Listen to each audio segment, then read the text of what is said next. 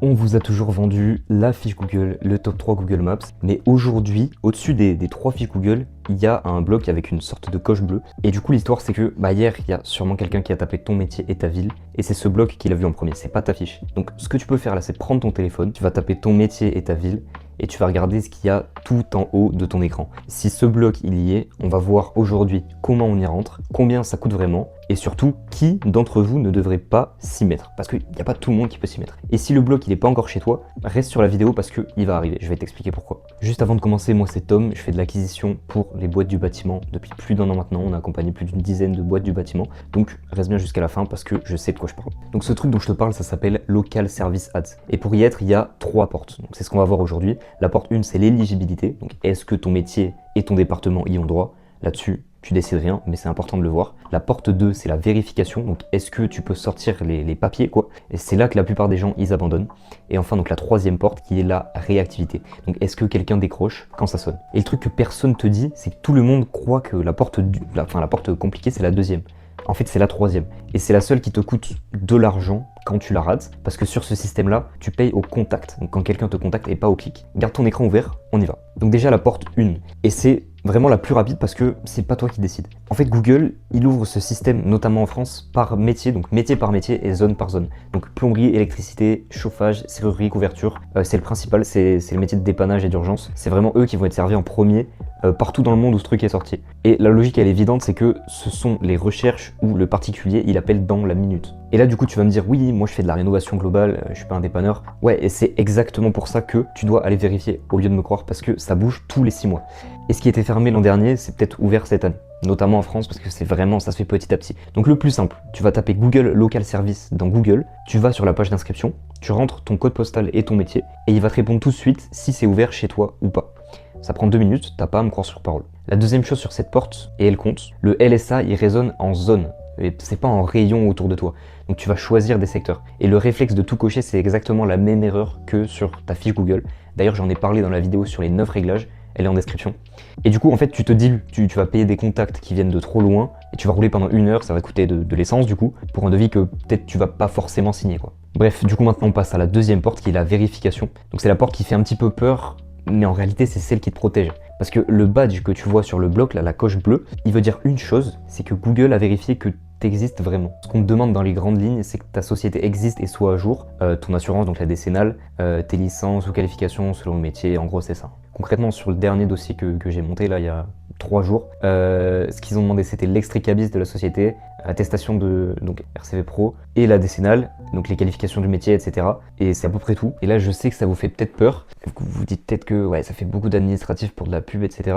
Oui, sauf que c'est le meilleur truc du système. En fait, il faut voir ça un petit peu à l'envers. Réfléchissez 2 secondes. Vous voyez tous les mecs qui montent une boîte le lundi et qui vont ratisser 3 chantiers et ensuite qui disparaissent le vendredi. Bon, j'abuse un peu, mais voilà. Ils passent pas cette porte en fait. Et c'est pareil avec toutes les plateformes qui te revendent le même contact à 5 artisans, elles passent pas cette porte. Et le truc chiant, c'est le truc qui vide ta concurrence en fait. Du coup, c'est là que tu vas avoir un avantage au final que tu vois pas. Toi, t'as déjà une assurance, t'as déjà tes qualifs, t'as déjà une boîte qui est propre depuis des années. Du coup, tu passes la porte en remplissant des cases. Et le mec qui te casse les prix depuis 2 ans, lui, bah, il peut pas. Alors par contre, compte du délai, parce que c'est pas instantané. Là, chez mon client, entre le jour où on a déposé les papiers et le jour où le profil il va passer en vert, enfin qui va être live, ça va être environ 2 semaines. On compte 2 semaines pour être large. Et on n'est pas en retard sur les documents. Donc si tu veux être dessus pour la rentrée, c'est maintenant, c'est le 15 août, tu déposes ça, t'es prêt le 1er septembre, en gros. Alors, petite pause de 20 secondes, si jamais tu tiens une boîte dans le bâtiment et que ce genre de truc de contenu d'information t'est utile, abonne-toi.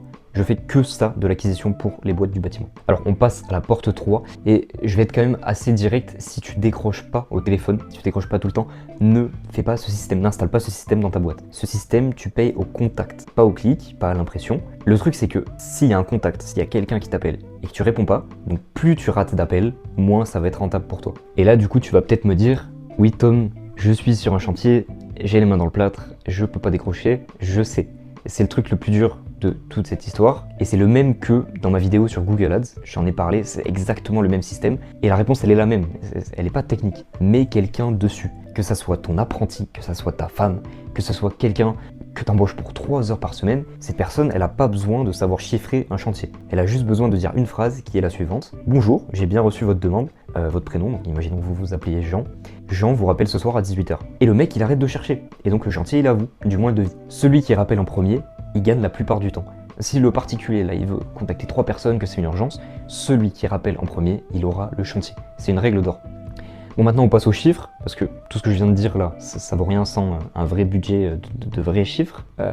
Donc je vais vous prendre l'exemple d'un client. Un client à moi, donc qui est assez récent, plombier chauffagiste, qui est à Arras. Je vais pas dire son nom parce qu'il est toujours dessus aujourd'hui, il travaille toujours avec moi. On a travaillé donc les 3 derniers mois, on va prendre les 3 derniers mois, ça a coûté 250 € par semaine, on n'a jamais touché le budget, et ça fait donc 3250 € sur la période de 3 mois. En face, donc en résultat, on a eu 76 contacts, des appels pour la plupart, et on a eu quelques demandes écrites, mais très peu, la plupart c'est des appels. Donc là-dessus, j'en ai contesté 9 appels, et 7 ont été remboursés, donc nous ont été remboursés. Je vais t'expliquer juste après comment ça fonctionne, c'est intéressant. Donc en net, ça fait 2950 € pour 69 contacts payés. 43 € le contact, en gros. Ensuite, donc sur ces 76 contacts, il en a chiffré 31, parce que forcément, on chiffre pas tout, et vu que c'est de l'installation, c'est pas du dépannage, donc ça chiffre un petit peu moins. Et donc sur ces 31 devis, il en a signé 9. Ça fait 1 sur 3, 1 sur 3, en gros. 1 sur 2, 1 sur 3, pardon. Donc le vrai chiffre, celui que personne te donne, ça fait 330 € en gros pour un chantier signé. Et pour le panier moyen, on avait calculé, c'était entre 3 et 5 000 €, en gros. Ça reste quand même très large, on peut jamais calculer précisément. Alors il y a quand même un point important qui est que le coût par acquisition de chantier, il va énormément varier selon ton secteur d'activité et selon la zone où tu es.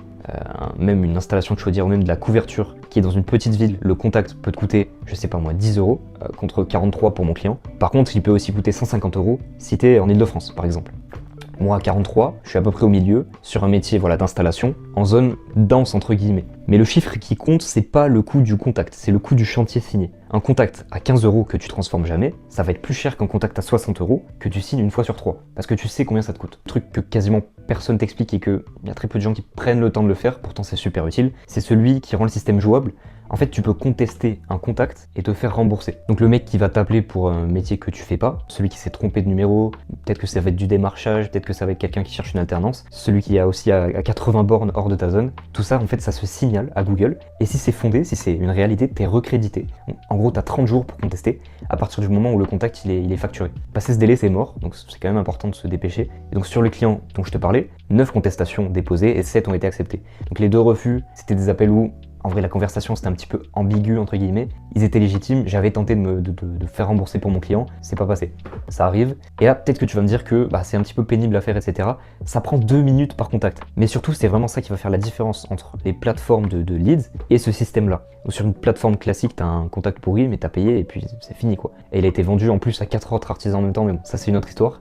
Mets-toi juste ça en routine si tu décides de faire ça. Tous les vendredis, tu passes tes contacts de la semaine, tu contestes ce qui doit l'être, ça prend un quart d'heure, et ça va être ton meilleur taux horaire de la semaine, quoi. Je te le redis une dernière fois, petit moment d'honnêteté, parce que sinon je te vends un truc qui n'a aucun sens. Ne fais pas ça si personne ne peut répondre au téléphone dans les 5-10 minutes, même direct quand le particulier t'appelle. Je l'ai dit, je le redis, c'est le critère le plus important. En fait, tu payes pour rien, tu mets du temps pour installer ce système pour rien. Et le deuxième point, j'en ai pas encore parlé, ne fais pas ça si ton panier moyen il est bas. Alors, toute proportion gardée. Mais si ton chantier type il est à 400 €, 400, 500 € et que le contact il t'en coûte 40, t'as besoin d'en signer 1 sur 10 rien que pour rentrer dans tes frais. Et t'as encore rien payé de la main d'œuvre. Mon seuil à moi, celui que j'applique avant de bosser avec quelqu'un, c'est 1500 € de panier moyen. En gros, pas de dépannage. Enfin, pas de petit dépannage. En dessous, la publicité en ligne, ça se rentabilise, mais pas sur ce canal. Du moins, enfin, même si ça peut, mais c'est plus compliqué. Et ne fais pas ça si ta fiche Google, elle est vide. Ça, c'est super important. Le système, il va chercher tes avis et tes infos dans ta fiche. Si tu as 3 avis et pas de photos, en fait, tu vas payer pour envoyer des gens vers une vitrine qui est vide. Ça va pas marcher. Fais la fiche d'abord. En plus, j'ai fait une vidéo entière dessus. Donc, c'est les 9 réglages qui servent pour faire en sorte que ta fiche Google soit tout en haut. Elle est dans la description. Et en fait, c'est ça l'ordre. La fiche et ensuite LSA, Local Service Ads. Voilà, donc pour résumer, on a les 3 portes. L'éligibilité, la vérification et la réactivité. Et la troisième, la réactivité, c'est la seule qui te coûte entre guillemets de l'argent et surtout du temps quand tu la rates. Un truc à faire tout de suite là, si tu as ton téléphone dans la main depuis tout à l'heure, ou même que tu me regardes sur ton téléphone, va juste voir si le bloc avec cette coche bleue, elle est là sur ton métier plus ta ville, et regarde qui est dedans. Si c'est un concurrent à toi, tu le connaîtras sûrement vu que c'est sur ta zone. En fait, il a déjà passé ces 3 portes. Maintenant, si tu veux qu'on regarde ensemble ce que ça donnerait chez toi, donc ton métier, ta zone, ce que ça coûterait réellement surtout, parce que c'est quand même un calcul à faire. Il y a un lien dans la description, c'est la première ligne. Je prends un seul corps de métier par département, ça c'est important. Donc si le tien, il est pris chez toi, je te le dirai tout de suite. Et surtout, dis-moi en commentaire ton métier et ton département, et si le bloc il est là ou pas chez toi, parce que c'est intéressant, c'est pas le cas partout. Je réponds à tout le monde et en plus ça me dit où ce truc est réellement déployé en France. Franchement, ça peut être cool. Voilà, c'était Tom de Link Prime, à la prochaine.